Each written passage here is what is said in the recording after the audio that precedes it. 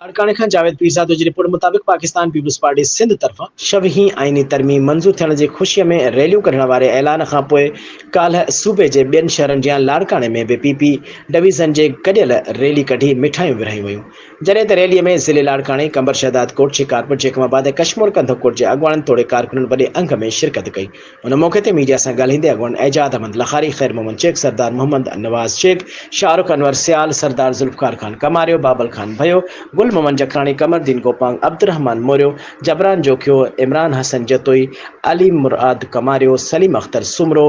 गुलाम मुस्तफ़ा जतोई, इमरान शेख, मोहम्मद कासिम बिरोही, मीर अख्तर बिरोही, मोहम्मद सिद्दीक कोरेजो, गुलाम रसूल लखारी, मेहरान अंसारी, अली रज़ा सुमरो, मुनवर Mugeri समेत आपा नसीबा चन्ना, शाज़िया सुमरो, सकीना गाद, आमना जमाली, आपा शबीरा जोखियो ऐं ॿियनि चयो त पाकिस्तान पीपल्स पार्टी सिंध जे सदर निसार अहमद खोड़े जे ऐलान ते 26 आईनी तरमीम मंज़ूर थियण जी ख़ुशीअ में अॼु हीअ रैली कढी वई आहे। जॾहिं त आईनी तरमीम में किरदारु अदा करण ते पार्टी चेयरमैन बिलावल भुट्टो ज़रदारी सभ खां वॾो जमहूरी लीडर साबित थियो आहे। हुन चयो त 26 आईनी तरमीम खां पोइ पार्लियामेंट मज़बूत थींदी, जॾहिं त आईनी पेच ते अमल में अचण खां पोइ सुप्रीम कोर्ट तां केसनि जो दबाव घटि थींदो। हुन चयो त पीपी चेयरमैन बिलावल भुट्टो ज़रदारी आईनी तरमीम जी मंज़ूरीअ में लीडिंग जो किरदारु अदा करे शहीद राणी मोहतरमा बेनज़ीर भुट्टो जे मिशन में चार्टर ऑफ डेमोक्रेसी ते अमल करायो आहे। जॾहिं त 26 आईनी तरमीम जे मंज़ूरी जमहूरी तंज़ीमुनि ऐं जमहूरियत जे फ़तह आहे ऐं गैर जमहूरी सोच रखण वारनि माण्हुनि जे शिकस्त आहे।